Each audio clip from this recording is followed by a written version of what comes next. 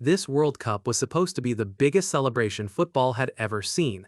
3 host nations, 48 teams, a tournament sold to the world under one beautiful promise: united as one. But the closer you look, the faster that slogan starts to fall apart. Behind the goals, the beer gardens, the packed stadiums, and the dream of England finally adding a second star, there is a much darker story unfolding. A story about politics, borders, ticket prices, climate costs, and FIFA making more money than ever while fans and smaller nations carry the consequences. Before the tournament even began, the warning signs were everywhere. One host country was led by Donald Trump, a man FIFA had just handed a peace prize to. Iran, one of the competing nations, was suddenly trapped in the middle of a geopolitical crisis. Fans faced visa chaos, teams faced heavy security. Some tickets reached nearly $11,000, and FIFA somehow kept smiling as if everything was going exactly to plan. But it is not going to plan. This World Cup is no longer just a football tournament, it is a global political stress test, and FIFA is starting to fail it. To understand why the criticism is so intense, you have to go back to how this tournament was awarded. After the corruption scandals surrounding previous World Cup bids, FIFA wanted 2026 to look like a fresh start. The United States, Canada, and Mexico presented themselves as the safe option. Massive stadiums, strong infrastructure, huge markets, and a promise of regional unity, compared with the chaos of earlier bidding processes. This was supposed to be the clean, modern, transparent World Cup. FIFA also expanded the tournament from 32 teams to 48, selling the change as inclusion.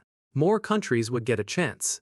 More fans would see their nations on the biggest stage. More of the world would be represented. On paper, it sounded perfect, but the problem with a tournament this large is that every contradiction becomes larger too. More teams means more travel. More fans means more visa pressure.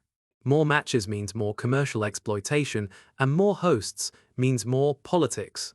Then came the political reality. The United States was not just a host nation, it was the central host, the country staging most of the matches and carrying most of the tournament's global visibility.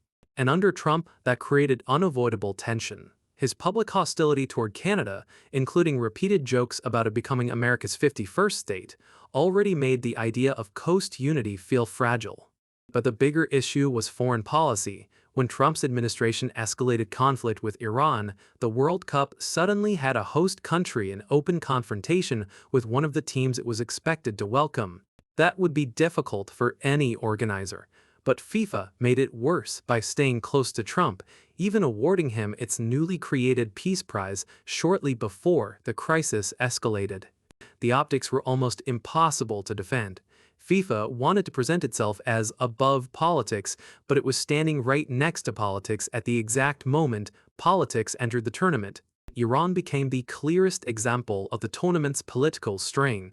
Reports suggested the Iranian squad was allowed into the United States only under limited conditions around match days, while training and preparation had to be managed from their base in Mexico. Even if those rules shifted during the tournament, the message was obvious.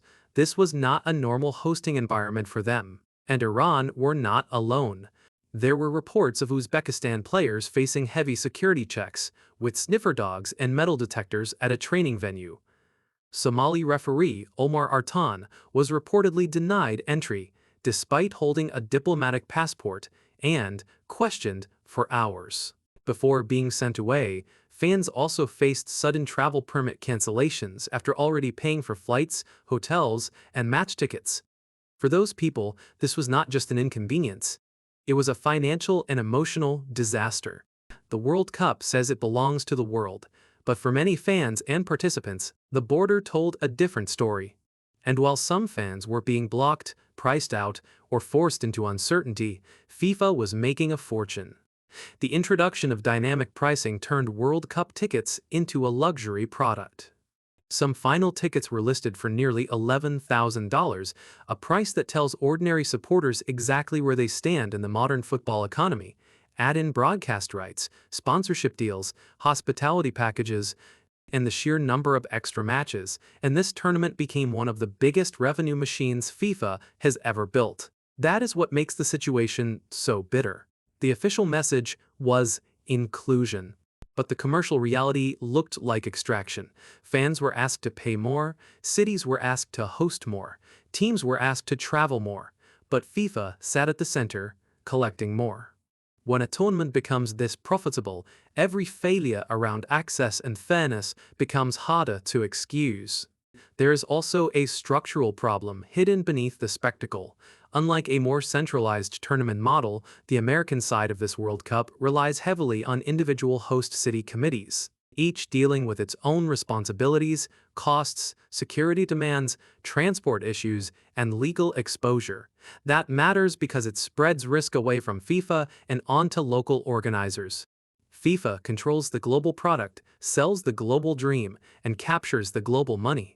But when infrastructure costs rise, when security becomes complicated, when transport breaks down, or when local authorities face public pressure, the burden does not land evenly, it lands city by city. This is the architecture of the modern mega event: privatized glory, public pressure, and a governing body that always seems to walk away richer than before. Then there is the environmental question. This is the first World Cup spread across 3 countries, and that means huge distances, constant flights, and a travel footprint unlike any normal domestic tournament. Teams, fans, media, sponsors, and officials are moving across a continent.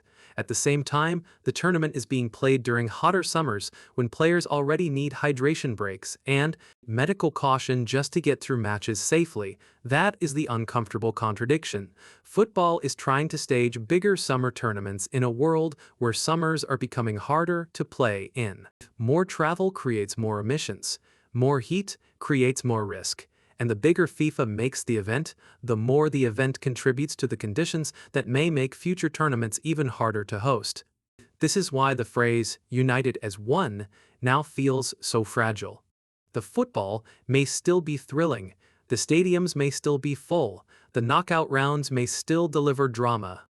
But the political story underneath the tournament is impossible to ignore.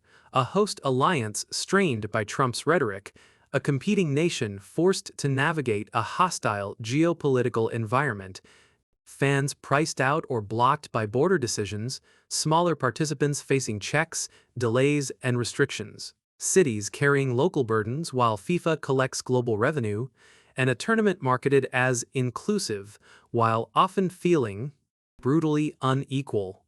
That does not mean the World Cup has failed as entertainment. It means the brand promise has failed as politics. FIFA wanted 2026 to rehabilitate its image. Instead, it has created a tournament where the football is spectacular, but everything around the football keeps raising the same question: who is this World Cup really for? So yes, this summer will still be dominated by football. People will still gather in pubs, parks, gardens, and living rooms. England fans will still dream of Kane and Saka taking them all the way. But beyond the pitch, this World Cup is carrying baggage FIFA cannot hide. The politics, the pricing, the visas, the travel, the climate cost, and the money all sit beneath the spectacle. So what do you think? Is this still the most inclusive World Cup ever? Or has FIFA built a tournament where unity is just a slogan and profit is the real host? Drop your take below. Because the football may be beautiful, but the World Cup around it is getting harder and harder to defend.